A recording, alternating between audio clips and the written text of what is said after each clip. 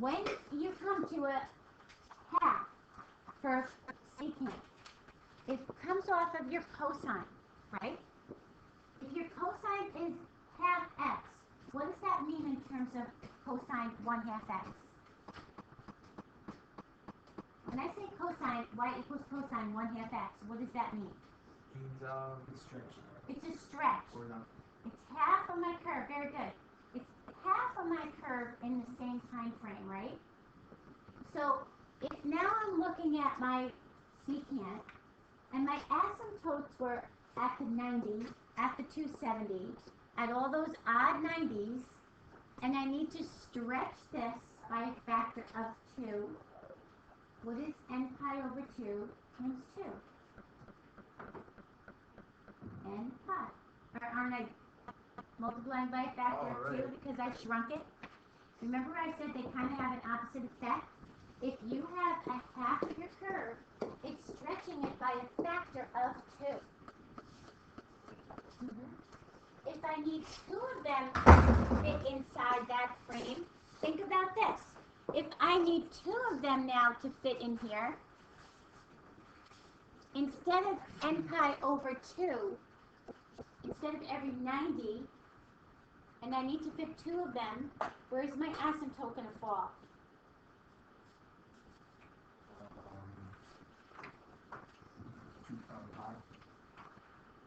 Put your phone away first. Think better. So Ricky, work with me here. So if I'm at 90, right? My asymptote is at 90. And I need now to go to 2, which means I need to fit 2 curves in the same frame. I'm shrinking. What's 90 divided by 2? 45.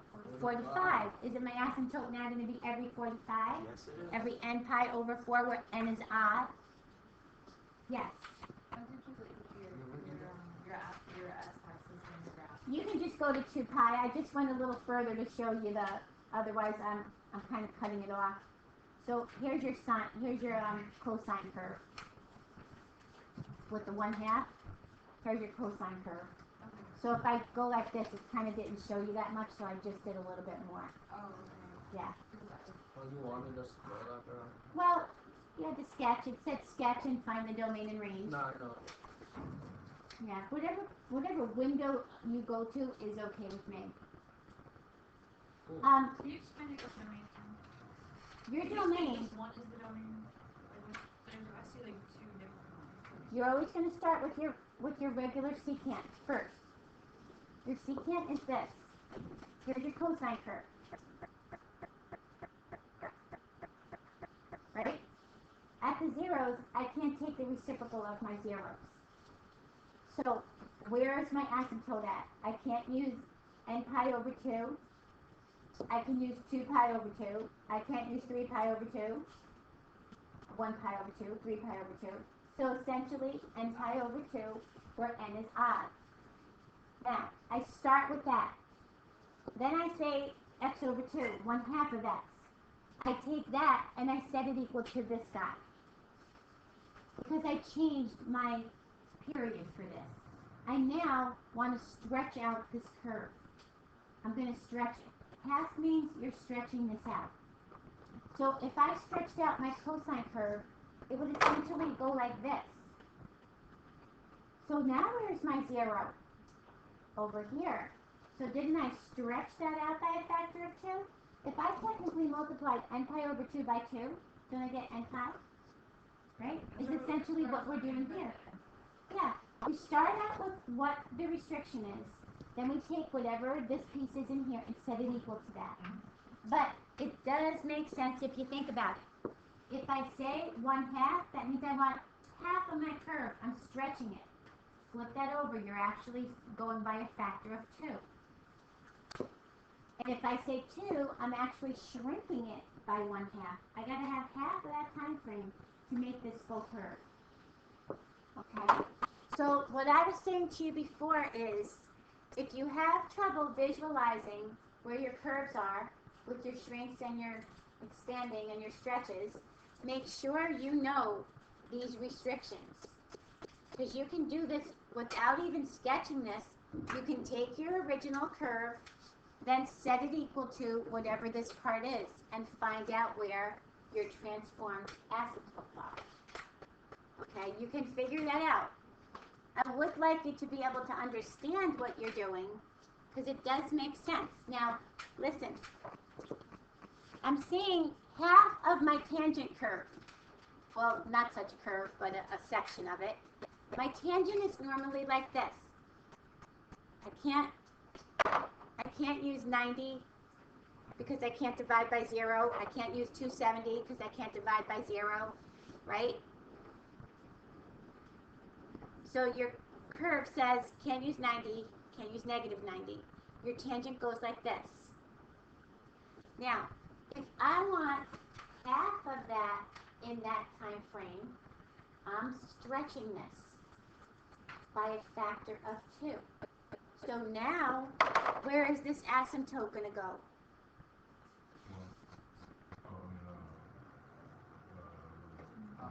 Pi, right? Aren't I going to stretch this? Stretch this whole thing out. Make this stretch. So now, I'm going to go like this. Doesn't that make sense to stretch that out? If I'm going to shrink this and do tangent 2x, I need to come in here and give me another one in here first. Then I need to cut it in half. You see what I mean? They work opposites from what you would think. A stretch, it's a factor of 1/2, not 2, but you're factoring that as 2. You can kind of see the difference. Do you see that part of it, though? Do you see where the stretch comes in? Right? I'm stretching that out. Yes? Our quiz on Monday is just going to be on this song. It's going to be on this. It's going to be on transformations, domains, ranges, transformations. Yeah. It's going to look like this sheet that I'm handing you for homework. It's going to look like those. But I want you to understand this. This is probably one of the hardest things to get. And unfortunately, most Algebra 2 teachers don't do reciprocals at all. They don't because it is a very difficult concept to get, because they teach in degrees. If you teach in degrees, it's very hard to flip to radians just to do your reciprocals. It's more of like we usually leave it for an honors class to fit it in there. Now, this tells me I need 2 curves in that time. So watch, guys. Here's your 90. Here's your negative 90. It's going to be right through there. So I need to fit 2 of them in there now. So instead of at 90, where's my asymptote going to go if I need to fit 2 of them in here? Squishing down. Tap it up. 45. Look at that. Pi over n pi over 4, where n is any odd integer. And I'm going to start from there. Okay, so every n pi over 4 where it's odd, 1 pi over 4, 3 pi over 4, count. This is an easy way to count. Watch. Here's your pi over 2. Here's your pi. Here's your 3 pi over 2. Here's your 2 pi. When you do this, this is your pi over 4. If this is 1 pi over 4, this is 2 pi over 4. Doesn't that reduce to pi over 2? Then this is 3 pi over 4. This is 4 pi over 4. 5. 5 pi over 4. 6 pi. 7 pi over 4. Just follow your pattern. 1 second. Why did you write your domain twice? I write my original tangent first. Then I say, okay, but now instead of x, I have 2x. So I replace that x with 2x. And I solve for my new x. So this is my domain for this problem. I have to keep this statement here. I find my new domain with my old statement, my old qualifier. Huh? N pi over 4 is because I start out my domain with what I was memorizing, every 90, every odd 90, n pi over 2, where n is odd. I need to know this, or I can't go any further. So I take that, it says except x. This happens to say 2x. So instead of x, I substitute in 2x. and I solve. I cross multiply, or divide by 4. So now, my domain is all real numbers except when x is n pi over 4 and n is an odd integer. That's how I find my new one, algebraically. Logically, I say, okay, if it was at 90, I'm going to take half of that. Half of that is at 45. So all my odd 45s now are going to be where my asymptote is. If you can visualize the graph, you can do it that way. If not, do it by the domain restriction. But if you don't know those two domain restrictions, you can't go any further.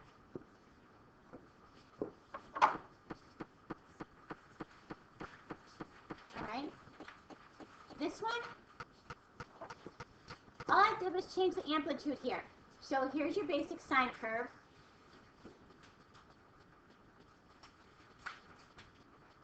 We changed the amplitude to 2. So now I went to 2, 2, 0, negative 2, 0. So here's my sine curve with an amplitude of 2. Agree? So at my zeros, and here's my cosecant.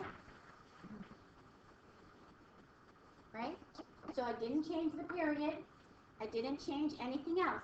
So I go back to what my regular cosecant said. And it said my domain is all real numbers except at 0 pi, at 1 pi, at 1 pi, at 2 pi. I kept on going, 3 pi, 4 pi, where n is any integer. Right? Could you graph off of your sine only and figure out where your asymptote is? How do I determine where my asymptote is when I do my graph? What am I looking at for my asymptote? Your zeros, because you can't take those reciprocals. So right away, this is not good, so I say 0. This is not good, I say pi. This is not good, this is 2 pi. Do you see a pattern? This is 0 pi, 1 pi, 2 pi, 3 pi, 4 pi, n pi, where n is any integer. I have to qualify this with an integer, because if I said number, I could put 2.15 in there, and I can't. So any integer. But if you memorize this part, start with it, and work your way from there. You didn't change your frequency, so that stays the same. Does it make sense? It's a difficult concept. I know it is, guys. Reciprocals are not easy. Wait till we hit inverses. They're not easy either. Reciprocals are a little bit more difficult. I don't like math. Okay. Now, here's a little problem. If you're always graphing in degrees, this is very hard to graph because this is a radian measure, isn't this, when we see pi? Those were like, I plugged in the calculator and it gave me nothing that was like, it was like in between lines. Because you have to use radians. You can't use degrees in that. You have to use a radian. Because isn't this a radian measure? If you put this in your calculator, you have to flip it back to a radian. And you probably left it in degrees. Because I said most of these you can graph in degrees. But if it has this, the pi in it, you have to be in radians. Now, what happens here is this. When you start with your cotangent, you start like this, right? Where your cotangent is restricted. Every n pi where n is any integer. We come down and we set it to this. I don't care what it says, just set it to that.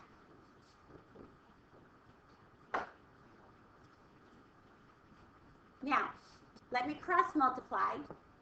So pi x equals 2n pi. I need to solve for x, so I'm going to divide by pi. So x is equal to 2n, where n is any integer. So if n is 1, I'm at 2. If n is 2, 2, I'm at 4. If n is 3, I'm at 6. Agree? These are where my asymptotes go. How do I know where 2 is? Well, in radians, remember I told you in radians your calculator converts pi to 3.14. That's the radian measure. So therefore pi over 2 is 3.14 divided by 2, isn't it? 1.5 something. 2 pi is 6.25. So here's my original pi over 2 pi, 3 pi over 2, 2 pi. Convert these to numbers. Guys, stay with me. So 2 pi is about 6.25 something. Oh, I wanted it at the 6, I'm right before it. I wanted it at the 4, I'm right before this one. I wanted it at the 2, I'm right after 1.5. All I need is a sketch. Your cotangent curve is the one that goes this way. So I say, okay, there I am, there I am, there I am. But you had to be in radians for this one. Because if you're dealing with pi, that's radians. It's much harder with your calculator, trust me. It's much harder. I wouldn't test you on this, but I need you to know that's how this one goes. It follows the same routine up to here, doesn't it? Then we get this the same exact. What makes it a little bit more difficult is to graph that. But if you think about it, when you do your window from negative 2 pi to positive 2 pi, and you go look at your window says 6.25. That's pi times 2. It converts it to a number. That's all it does. It just can't hold pi in there. There were a couple that did that. This one too. So I start with my secant. I start with what I know from my secant, and I take that x and I change it to this. And I say n pi over 2, where n is an odd integer. This is how I start. This is what it's supposed to be. This is what this little piece in here looks like now instead of saying x. You can cross multiply, or you can say your two denominators are there. Cross those out. Divide by pi. Therefore, x is equal to n, where n is an odd integer at 1, at 3, at 5, at 7. So convert these to numbers. At 3, you're on the other side of 3.14. At 5, you're a little past 4.7. Okay, at 1, you're close enough. You're only giving me a sketch. You're just giving me a sketch. You see how we got those? Sure. All right. Well, you won't find that on your phone, Brendan. Are you gonna have one with pi in it on the road? No. Why'd you get him this one? One more time, I'm taking the phone away. Yo, did you really fall on the... Guys, focus on this. Are you good? If, like, let's say this is on the test. Like, I called and you were to try and, like, draw, like, the opposite, and then do that, how we split it. Mhm. Is that, like, that's so... Absolutely, absolutely. I said yesterday, always go with your cosecant and your secant plus your regular curves. If we were to have Like, I called pi myself. and test on anything, and we, you know, put in that there's in radians, and we draw it out, but it's not how we had it, like, is it wrong? But you have to tell me what your key is then. You have to set your key up to match your calculator. That's what I'm saying. Tangent 1.5, but mine does not line up. I did, it was in radians. This is a cotangent. You have to do 1 over tangents. If you do Oh, 1 over. I mean, some of them match up. did they line up to these? Yeah, This was extended to pi. That's good. I only went to pi on this one. Oh, This one only went this far. See it? I stretched it out. See this? That only went to pi. This went to 2 pi. It's got to look like this. Because we went to 2 pi. But I kind of stretched this out to say, look, what if I only went to pi? Okay. We're almost there, guys. Number 7. Number 7, the only thing we have is a reflection in the x-axis. So if you start with your sine curve, and you take your sine curve and you reflect it, you're here, here, here, here, and here. Can everybody graph off of your 4 quadrants without your calculator? Why, wait, like when you reflect it, why, like, the original sine curve was like, Is this. So you're not changing your x. Your x doesn't have a negative next to it. Your y does. So in your graph, if you went from positive y to negative y, where's your reflection? Over the x-axis. So the 0 stays. This guy is going to reflect down here. 0 stays. This guy is going to reflect down here. So do you see your reflection? It's the opposite way. Yeah, but why do you have the first Oh, these are your pieces. Then just graph these guys. It has to start down here, doesn't it? So why do you, It has to start here. Here's your sine curve. None of my curves, none of my sine curves, I don't know why it didn't come out. I don't know, maybe I erased them by accident. But none of my original curves came out. So isn't that the way we would work this? but why do we get Guys, I can't hear. why do we have to This is where your restriction is. Any cosecant curve has that restriction. That's your domain. You're not allowed to use this piece. You're not allowed to use this. So this is pi. This is 2 pi. So what else can't you use? 3 pi, 4 pi, n pi, where n is any integer. 0 pi, right? Yeah, but I'm asking why did you put the green curve on there? On top of the Because that's your cosecant curve. okay. You got to make your cosecant off of your sine. That's your reciprocal function.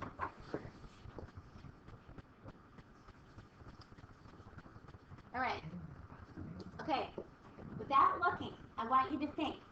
If I say your sine curve is now half in 2 pi, you stretched it, right? So your cosecant curve is also going to be stretched, isn't it? Now your cosecant said n pi. Every n pi has an asymptote. If I'm going to stretch that by a factor of 2, where's your asymptote now going to be?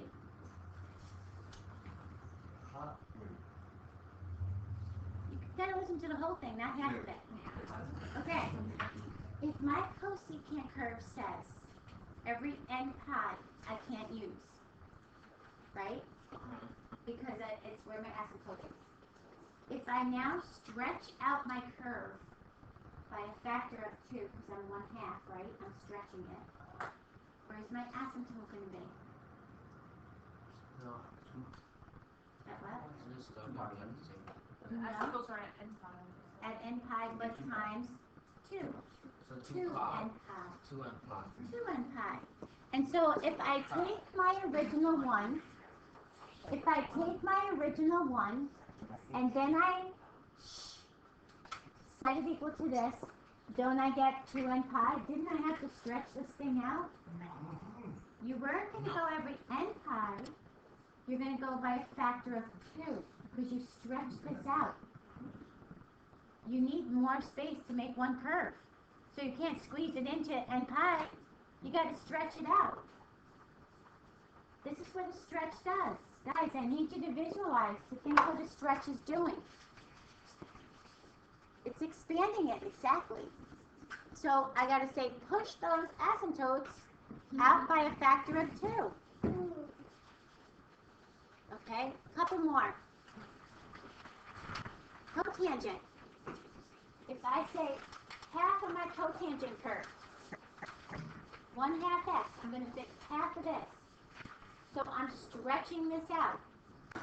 If my asymptote was at n pi, and I'm stretching this by a factor of 2, I need to be at 2 n pi. Miss Moore, Yes, how do you know what n equals? Like, how do you know if it's an odd integer? because you have to memorize that. The tangent and the secant say n pi over 2 when n is odd. The cotangent and the cosecant say n pi when n is any integer. Okay. You have to memorize that. Because you guys are not being able to take it off the graph, so you're going to have to memorize it. If you can take it off the graph, that's cool, but you guys don't seem to be able to take it off the graph. If I did this, watch. My cotangent works the opposite of my tangent. it now can't do this. My cotangent says, guys, I really need it quiet. X over y. It can't do this one. It can't do this one. This is my cotangent. Look up here. So this is 0. This is 1 pi. This is 2 pi. This is 3 pi. This is 4 pi. Every n pi, I can't have a cotangent, can I? Just on my unit circle. So every n pi, pi, 2 pi, 0 pi, negative 2 pi, I can't have a cotangent. That's where my original asymptotes come from. It's my unit circle. And now your cotangent just runs in here the opposite way. It all runs off your unit circle. If you can't do that, make sure you memorize this. Make sure you memorize it and you can replace it. You only have 2 to memorize. The tangent and the secant are the same, and the ones with the C's are the exact same. Cotangent, cosecant. Sine and cosine have no restrictions. They're continuous curves. There's no restrictions on those guys. The only ones that have a restriction is when it's not continuous. Something made it stop.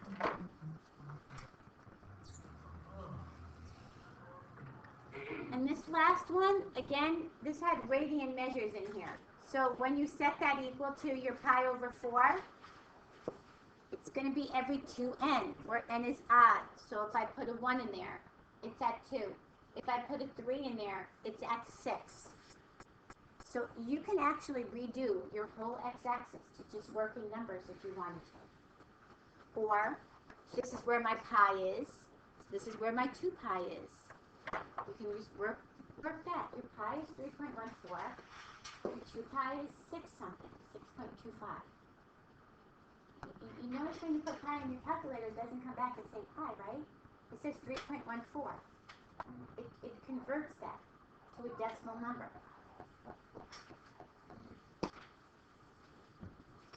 Make sure you know your basic ones. Okay, today also, I just want to finish. I want to go back to this one and find the equation of a function. We got this a while ago. Yes. There were 2 sheets for homework. There's 2 sheets for homework. Wait, what were you saying? There's only 10 on one and 4 on the other. And half of them have multiple choice on them. You don't even have to do much work on them. Half of them are multiple choice. You really don't have to do much. Okay. Guys, we need to find the equation of this function. Okay. We got this a little while ago. Last week sometime. We just never got to it. Oh, I found it. It's out 5, right? No. Because is it even top and bottom? No. So, first thing you need to do, Identify the curve. identify the curve. Is this going to be a cosine or a sine? Cosine. Cosine. Well, first of all, this might give it away. I said cosine. That might give it away. Secondly, how did Ricky know? How did you know it was a cosine anyway? Because of wedge shape. Okay, it went up first, right? At the 0, it started up at the top. Okay? At the 0, it started up there. Signs start at 0. Signs are at 0 and then they go up. Good. Now, the key is to find its resting point, guys. You know how when we make a sine curve, it goes like this, right? Isn't it equal distance on top and bottom? Not mine, but isn't it equal distance on top and bottom? Now, we need to find its resting point, the line in the middle, where my x-axis moved to. So how do I find the point between here and here? The one that lands in the middle. Yeah, how do I find the one that lands in the middle? Count. Okay, I could add it and divide by 2. Oh, yeah. This guy is at 5, plus, you can count, plus negative 1. So this is 1, 2. Now, Ricky's way is, here's an easy way. Go like down here,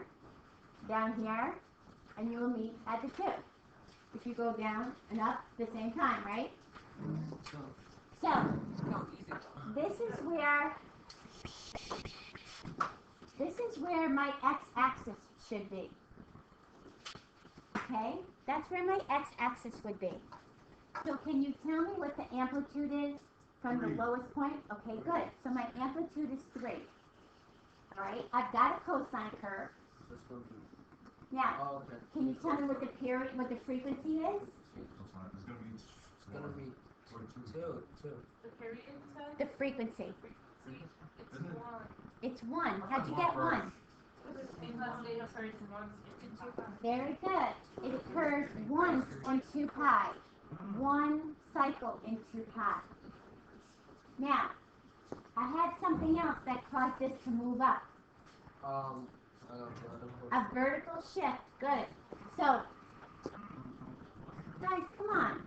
From your x-axis to here, how much did this move up? 2. So plus 2. Oh, I can be right. Okay. Where did it move from? It moved from here Oh. to here. It's easiest to find your resting point and go off of that for your translation because look, how are you going to find this? This is not an amplitude. You have to find its resting point first. Now, I want everybody to try the next one. Alright, so Try the I next one. Starting. do it on the board. Because I have to have a middle where it's equal on top and bottom. Is that a cosine curve? That's also a cosine curve.